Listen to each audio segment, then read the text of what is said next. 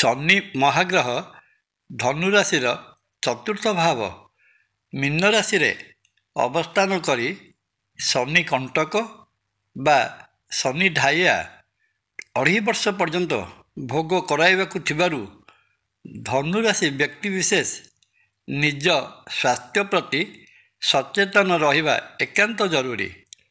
Diabetic ବା ମଧୁମେହ ରୋଗରେ ପୀଡ଼ିତ ବ୍ୟକ୍ତି ନିୟମିତ ବ୍ୟବଧାନରେ ସୁଗାର ଲେବୁଲ ଚେକ୍ କରାଇ ନେବା ସହିତ ନିଜର ଖାଦ୍ୟପେୟ ଓ ଦିନଚର୍ଯ୍ୟା ପ୍ରତି ଯତ୍ନଶୀଳ ରହିବା ଦରକାର। ଜୟ ଜଗନ୍ନାଥ। ନମସ୍କାର। ମୁଁ ତପନ ଡାଇଜେଷ୍ଟକୁ ଆପଣଙ୍କୁ ସ୍ୱାଗତ। ଧନୁ ରାଶି ଦ୍ୱାଦଶ ରାଶିଚକ୍ରର ନବମ ରାଶି ଜାଣିବା 2025 ମସିହା ଏପ୍ରିଲ ମାସ ପାଇଁ ଧନୁରାଶି ଜାତ ବ୍ୟକ୍ତି ବିଶେଷ ଆୟ, ଘର ଓ ପରିବାର, ପ୍ରେମ, ବିବାହ ଏବଂ ସ୍ୱାସ୍ଥ୍ୟ ପ୍ରଭୃତି କ୍ଷେତ୍ରରେ କ'ଣ ସବୁ ଫଳ ପାଇବାକୁ ଯାଉଛନ୍ତି। ବୈଦିକ ଜ୍ୟୋତିଷଶାସ୍ତ୍ର ଅନୁଯାୟୀ ଗ୍ରହ ଜଗତର ସର୍ବାପେକ୍ଷା ଶୁଭ ଗ୍ରହ ଦେବଗୁରୁ ବୃହସ୍ପତି ମହାଗ୍ରହ ହେଉଛନ୍ତି ଧନୁରାଶିର ଅଧିପତି। ଧନୁରାଶି ପାଇଁ ଚଳିତ ଏପ୍ରିଲ ମାସଟି ବଡ଼ ବିଚିତ୍ର ପ୍ରକାରର ଫଳ ପ୍ରଦାନ କରିବ।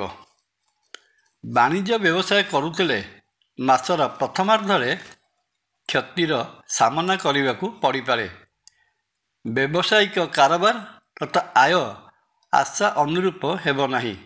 ଆର୍ଥିକ ସେକ୍ଟରରେ କରିଥିବା ଅର୍ଥ ନିବେଶରୁ ଲାଭ ପାଇପାରିବେ ନାହିଁ। ତେଣୁ ମାସର ପ୍ରଥମାର୍ଦ୍ଧରେ ସେୟାର ମାର୍କେଟ ହେଉ ବା ମ୍ୟୁଚୁଆଲ ଫଣ୍ଡ ହେଉ କିମ୍ବା ଅନୁରୂପ ସଂସ୍ଥାମାନଙ୍କର ପୂର୍ବରୁ କରିଥିବା ପୁଞ୍ଜି ନିବେଶ ଆପଣଙ୍କୁ ଆର୍ଥିକ ଫାଇଦା ଦେବ ନାହିଁ। କିନ୍ତୁ ଏପ୍ରିଲ ମାସର ଦ୍ୱିତୀୟାର୍ଦ୍ଧରେ ଅବସ୍ଥାର ପରିବର୍ତ୍ତନ ଘଟିବ। କ୍ଷତିରେ ଚାଲୁଥିବା ବାଣିଜ୍ୟ ବ୍ୟବସାୟ ଲାଭଜନକ ସଂସ୍ଥାରେ ପରିଣତ ହେବ। ନୂତନ ବାଣିଜ୍ୟିକ କର୍ମ ପାଇଁ ମନ ବଳାଇବେ। ସେୟାର ମାର୍କେଟ ହେଉ ବା ତତୁଲ୍ୟ ଆର୍ଥିକ ସଂସ୍ଥା ହେଉ, ସେହି ସମୟରେ ସେହି ସଂସ୍ଥାମାନଙ୍କରେ ପୁଞ୍ଜି ବା ଅର୍ଥ ବିନିଯୋଗ କରିବା ପାଇଁ ସମୟ ଅନୁକୂଳ ରହିବ। ଚାକିରି କରୁଥିଲେ ଏପ୍ରିଲ ମାସଟିର ପ୍ରଥମାର୍ଦ୍ଧଟି କର୍ମକ୍ଷେତ୍ରରେ କାର୍ଯ୍ୟବ୍ୟସ୍ତତା ଓ ସଂଘର୍ଷମୟ ପରିସ୍ଥିତି ସୃଷ୍ଟି କରିବ। ସହକର୍ମୀମାନେ ଶତ୍ରୁତା ଆଚରଣ କରିପାରନ୍ତି।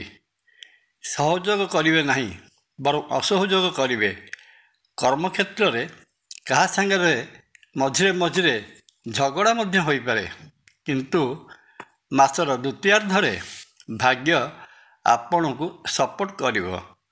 ଅଟକି ଯାଇଥିବା କାମ ନିର୍ବିଘ୍ନରେ ସମାପ୍ତ ହେବ। ଚାକିରି କ୍ଷେତ୍ରରେ ପ୍ରମୋସନର ଯୋଗ ରହିଅଛି।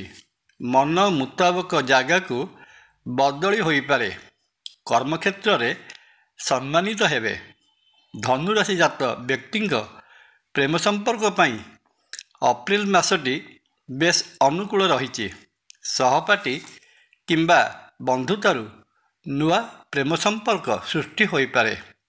ମାସର ଦ୍ୱିତୀୟାର୍ଦ୍ଧରେ ଉଭୟ ପୁଅ ଓ ଝିଅ ପରିଣୟ ସୂତ୍ରରେ ବା ବିବାହ ବନ୍ଧନରେ ବାନ୍ଧି ହେବା ପାଇଁ ଚିନ୍ତା କଲେ ଏଥିରେ ଆଶ୍ଚର୍ଯ୍ୟ ହେବାର କିଛି ନାହିଁ।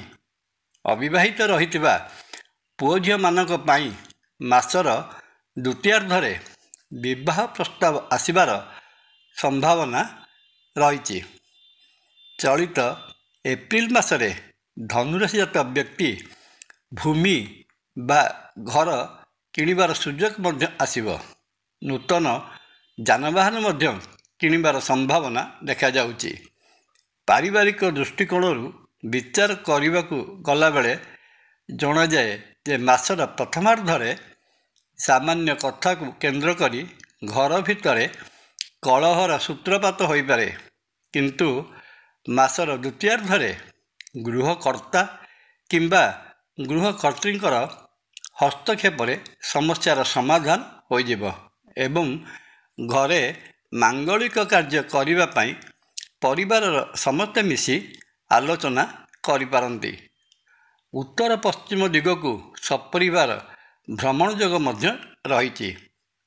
ଏପ୍ରିଲ ମାସରେ ଧନୁରାଶି ଜାତ ବ୍ୟକ୍ତିଙ୍କ ସ୍ୱାସ୍ଥ୍ୟ ମଧ୍ୟମ ଧରଣର ରହିବାର ସମ୍ଭାବନା, କିନ୍ତୁ ଶନି ମହାଗ୍ରହ ଧନୁରାଶିର ଚତୁର୍ଥ ଭାବ ମୀନ ରାଶିରେ ଅବସ୍ଥାନ କରି ଶନି କଣ୍ଟକ ବା ଶନି ଢାୟା ଭୋଗ କରାଉଥିବାରୁ ଧନୁରାଶି ଜାତ ବ୍ୟକ୍ତିବିଶେଷ ନିଜ ସ୍ୱାସ୍ଥ୍ୟ ପ୍ରତି ସଚେତନ ରହିବା ଏକାନ୍ତ ଜରୁରୀ।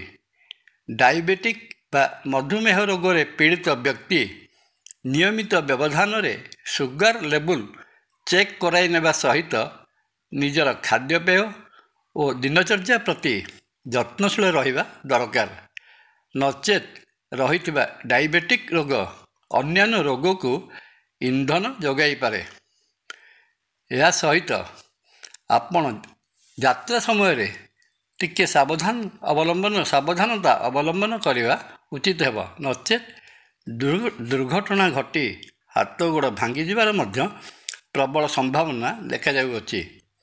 ଅଧ୍ୟୟନରତ ଛାତ୍ରଛାତ୍ରୀମାନେ ଏ ମାସରେ ଅଧ୍ୟୟନ ଅପେକ୍ଷା ଖେଳକୁଦରେ ଅଧିକ ମନୋନିବେଶ କରିବେ, କିନ୍ତୁ ଦେଇଥିବା ପରୀକ୍ଷା ଗୁଡ଼ିକରେ କୃତିତ୍ୱ ଅର୍ଜନ କରିବା ସହିତ ମାସର ଦ୍ୱିତୀୟାର୍ଦ୍ଧରେ ଉଚ୍ଚ ଶିକ୍ଷା ଗ୍ରହଣ ପ୍ରତି ମନ ମଧ୍ୟରେ ଉଚ୍ଚ ଆଶା ପୋଷଣ କରିବେ।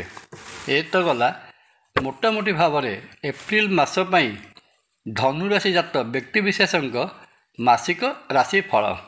ମାସଟିରେ ରହିଥିବା ଅଶୁଭତ୍ୱକୁ ଦୂର କରି ଶୁଭ ଫଳ ପାଇବା ନିମନ୍ତେ ବ୍ରାହ୍ମଣଙ୍କୁ ଅନ୍ନ ଭୋଜନରେ ଆପ୍ୟାୟିତ କରନ୍ତୁ।